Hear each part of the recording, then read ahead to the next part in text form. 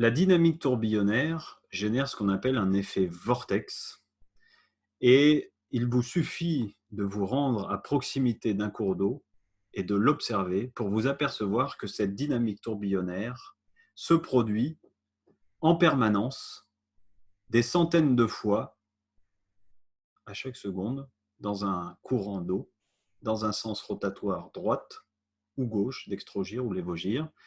Et donc cela est permanent. Dans la nature, nous allons voir que cette dynamique tourbillonnaire est présente partout et que cette dynamique tourbillonnaire génère des états particuliers au niveau de l'eau. C'est là où nous allons pouvoir parler de structuration de l'eau, par exemple, ou d'augmenter le niveau de cohérence de l'eau. Eh bien, la dynamique tourbillonnaire est l'élément par excellence de restructuration de l'eau par excellence. Pourquoi? Parce que c'est ce qui se produit dans la nature elle-même. C'est la dynamique que nous allons retrouver le plus présent dans la nature. Alors, petite observation, d'où nous trouvons déjà cette dynamique-là dans la nature. De l'infiniment grand à l'infiniment petit, cette dynamique est présente partout. Dans les galaxies, par exemple, hein, qui sont les corps célestes les plus grands que nous puissions appréhender au niveau de la science, eh bien, il se trouve que les galaxies ont cette forme-là, cette dynamique tourbillonnaire, ce qui est quand même assez extraordinaire qu'un corps céleste aussi grand s'emploie à avoir cette forme spécifique. Et dans l'infiniment petit, c'est pareil. Le noyau de l'atome est formé par une double dynamique tourbillonnaire qui génère une sphère appelée un tor ou un torus, cette forme-là que vous pouvez voir sur la diapositive. Et en fait, c'est un double vortex inversé. L'atome étant le niveau le plus petit que nous soyons en mesure d'appréhender au niveau de la science. On est là même limite entre la corpuscule et l'ondulatoire, la vibration. Eh bien, à ce niveau-là, également comme au niveau le plus vaste, eh bien, nous retrouvons cette dynamique particulière. Et nous allons voir qu'à d'autres moments, à d'autres endroits du vivant, que ce soit donc dans les tourbillons dans l'eau, que ce soit les cyclones, que ce soit au niveau voilà, de la formation des nuages, ou même au niveau de notre ADN, où on retrouve pareil cet hélicoïde, donc cette dynamique tourbillonnaire, l'ADN qui est une des briques pareil, de construction de notre organisme les plus petites et qui, cela dit au passage entre parenthèses, si elle n'était pas en fait constituée de 99,9999% d'eau, eh bien ne tournerait pas, ne serait pas en fait viable, hein, vivante, elle exploserait directement. Donc l'ADN elle-même est constituée en majorité d'eau et c'est ce qui permet à tout ça de tenir et de fonctionner normalement au sein de notre organisme. Eh bien, cette dynamique tourbillonnaire, elle est présente. Victor Schauberger, garde forestier autrichien des années 1930 à 1960-70, eh bien, avait observé attentivement la nature et c'est un des pères en fait de l'impulsion de recherche autour de la dynamique tourbillonnaire, puisqu'à force d'observation de ces caractéristiques-là dans la nature, il en était amené à se poser énormément de questions et à percevoir intuitivement que cette dynamique jouait un rôle vraiment particulier dans le vivant. Et donc lui-même à l'époque a fabriqué, a produit différents outils, différents systèmes, différents principes basés sur ces dynamiques tourbillonnaires qui ont eu beaucoup d'avantages, d'intérêt et d'applications au niveau de l'eau, entre autres, mais également dans d'autres domaines. En tout cas, il a vraiment suscité de l'intérêt autour de ces découvertes et il a poussé beaucoup de chercheurs à continuer à rechercher et à découvrir l'impact en fait de ces dynamiques tourbillonnaires sur le vivant, sur la matière, en l'occurrence, ce qui nous intéresse ici sur l'eau. C'est-à-dire qu'au-delà de simplement on va dire, le brassage apparent d'un tourbillon qui se forme au niveau de l'eau, du brassage entre l'eau et l'air, eh bien, il y a également toute une structure qui se met en place qui est liée à la forme elle-même et à la manière dont la forme va se diriger de l'extérieur vers l'intérieur dans une formation qu'on appelle centripète ou de l'intérieur vers l'extérieur dans ce qu'on appelle une forme une énergie, une direction centrifuge. Et donc, ces deux variation, on pourrait dire, énergétique du tourbillon, droite ou gauche, centrifuge ou centripète, eh bien, génère au niveau de la matière, de la structuration ou de la déstructuration, donc de la cohérence ou de l'incohérence. Et c'est ce qui va permettre eh bien, à la matière de changer d'état naturellement.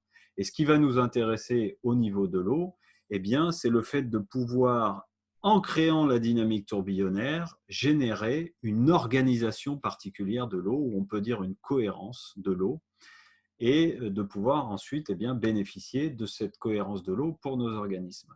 Alors là, évidemment, encore une fois, où nous nous heurtons je dirais à la science actuelle, c'est qu'il y a eu une émission qui est passée sur ce sujet-là, où deux journalistes ont mis en mouvement de l'eau dans des bouteilles, hein, avec un petit outil qui permet de raccorder les bouteilles, donc de créer le tourbillon à l'intérieur des bouteilles, et sont allés rencontrer une chercheuse dans son laboratoire. Donc ça fait l'occasion d'une émission sur Arte. Et puis, ils lui ont demandé de faire des mesures sur l'eau. Donc, elle a recherché différents paramètres, dont l'oxygène et quelques autres paramètres. Et elle a dit, bah non, je ne vois rien entre une eau normale ou une eau qui est soi-disant vortexée ou dynamisée ou vitalisée. Eh bien, pour moi, c'est la même chose. Je ne vois pas de différence dans ce que je peux mesurer. Et encore une fois, eh bien, c'est tout à fait juste et logique. Hein, si vous revenez juste à la diapositive, à la présentation précédente, où notamment je parle des outils hein, de mesure et d'approche, d'appréhension de ces caractéristiques de l'eau, eh bien, effectivement, il va falloir aller chercher beaucoup plus en profondeur et avec des outils qui ont la capacité d'avoir une vision beaucoup plus fine de la matière pour pouvoir comprendre ce qui apparaît, ce qui se crée au niveau de l'eau. Alors, on parle par ailleurs de clusters dans l'eau, hein, comme on a pu parler de structure. Quand on parle de structure, on a dans l'idée de quelque chose qui est structuré, qui va être cadré, qui va devenir statique, qui va se figer. Or, pas du tout.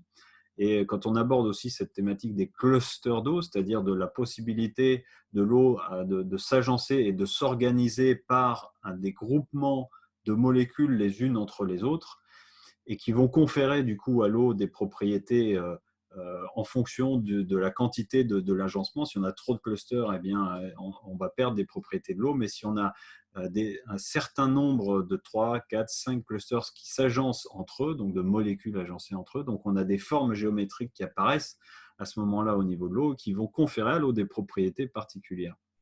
D'ailleurs, vous allez voir, nous allons parler après également de la géométrie et de l'impact de la géométrie éventuellement sur l'eau. En tout cas, il est important de percevoir et de concevoir et de conserver présent à l'esprit que cette thématique de la structuration de l'eau est à aborder sous l'angle dynamique, c'est-à-dire sous l'angle mouvant, sous l'angle du mouvement. Si je considère que c'est statique, eh bien effectivement, je n'arriverai pas à comprendre ce qui peut se produire au niveau de l'eau. Et c'est bien évidemment là une des interrogations de la science, que ces thématiques-là de la dynamisation de l'information, de la structuration de l'eau, de savoir de quoi il en retourne et quels sont les fondements sous-jacents de cela, puisque en fait, comme la molécule d'eau fluctue en permanence, on a du mal à imaginer, appréhender le fait qu'il puisse y avoir pourtant une organisation et une cohérence dans ce mouvement perpétuel et permanent de l'eau. Donc, c'est une interrogation. Et ça, c'est possible en fait d'entreapercevoir en fait l'organisation, je dirais, sous cette forme énergétique fluctuante, sous la forme du mouvement, où pour autant, même si mouvement il y a, eh bien cohérence, il peut y avoir également. Et donc, c'est ce que nous allons chercher dans la génération de tourbillons de l'effet vortex au niveau de l'eau.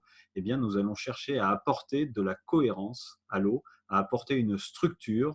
Et le but étant que lorsque cette eau va être bue, eh bien, cette cohérence, cette structure puisse générer au niveau de l'organisme, induire des mécanismes de même nature, amenant l'organisme lui-même à retrouver une forme de cohérence, d'organisation structurée qui va lui permettre évidemment de fonctionner avec beaucoup plus d'aisance, de fluidité et de rééquilibrer des déséquilibres et des pathologies, quelles qu'elles soient et quelle que soit leur forme. Donc voilà ce que nous allons chercher à travers cette dynamique tourbillonnaire qui est une dynamique par excellence au niveau de l'eau et de la restructuration de l'eau. Et qu'est-ce que nous constatons par exemple sur le végétal? Ce sont des expériences vraiment très intéressantes à faire et à la portée de tous puisque ça peut porter juste sur de la germination de graines. Et l'avantage également de ces expérimentations, c'est qu'elles peuvent être très rapides, puisque des graines, à mettre à germer, c'est l'espace de quelques jours. Donc, le mieux étant de faire des expériences comparatives où vous allez pouvoir prendre par exemple une eau du réseau normale et cette même eau du réseau que vous allez dynamiser ou vitaliser par un procédé ou un autre, ça peut être le vortex, mais il peut y avoir d'autres outils qui permettent de faire ça. Et d'observer en comparatif ce qui apparaît, ce qui se produit. Et par exemple, sur le végétal, qu'est-ce qu'on va observer souvent en premier lieu? C'est que, déjà, on a une germination qui est plus rapide, où on va produire plus de systèmes racinaires et donc de masse végétale, puisque plus on a de racines au niveau de la plante, plus elle va pouvoir capter dans son environnement les éléments nutritifs dont elle a besoin, et donc mieux elle va pouvoir croître, se développer et générer de la masse végétale. On observe, si on poursuit la croissance de ces végétaux qui peuvent être par exemple des légumes ou des fruits, pourquoi pas, si on observe plus dans le temps, on va observer, en tout cas les légumes c'est plus rapide, on va observer dans tous les cas un meilleur état sanitaire de la plante et une faculté à se défendre plus aisément éventuellement des pathologies de la plante ou des agressions extérieures, donc un système immunitaire plus puissant de la plante, une arrivée à maturité plus rapide des légumes ou des fruits. Et d'ailleurs, en consommant en général moins d'eau, jusqu'à 30% en moins en quantité d'eau. Pourquoi? Bien tout simplement parce que l'eau a retrouvé ses propriétés, on pourrait dire naturelles ou essentielles, qui sont de pouvoir mieux pénétrer également les tissus, que ce soit végétaux ou c'est pareil à l'intérieur de l'organisme. On va arriver à mieux pénétrer à l'intérieur des cellules et l'eau remplira donc mieux sa fonction de nettoyage, d'élimination et d'export des déchets à l'extérieur de l'organisme. Et bien pour les végétaux, c'est pareil. Pourquoi ils arrivent à maturité plus tôt et qu'on a besoin moins de quantité d'eau, puisqu'elle remplit mieux sa fonction d'imprégnation et d'augmentation de l'ensemble des processus internes à la plante de circulation des flux, et y compris de l'énergie aussi, puisque les plantes sont constituées comme nous d'un aspect matériel physique et d'un aspect énergétique vibratoire. Et on va s'apercevoir que ces végétaux ont des propriétés nutritives augmentées, donc un meilleur goût, puisque ce qui fait le goût dans un légume ou dans un fruit, c'est cet ensemble minéral qu'elle aura réussi à capter dans le sol, souvent en alchimie avec les micro-organismes présents également dans le sol, et qu'elle va restituer dans un fruit, dans un légume, sous forme de goût, d'aspect gustatif, qui va être à la fois minéral, mais également sous la forme des sucres, etc. Et ça, c'est bien parce qu'il y aura eu des échanges corrects entre le sol et la plante, et puis aussi entre le ciel, le cosmos et la plante. Ce n'est pas que terrestre, mais on va s'apercevoir que le fait qu'une plante soit en pleine santé, en pleine forme, ça lui permet d'échanger beaucoup mieux avec l'ensemble de son environnement, et c'est ce qui génère au final sur des fruits ou des légumes bien les qualités, les propriétés nutritives et les qualités du végétal en lui-même ou de la plante. Si on parle par exemple de plantes médicinales, les principes actifs de la plante elle-même, qui sont liés à ce qu'elle va pouvoir capter dans son environnement. Et ça, on peut faire aussi très bien le parallèle.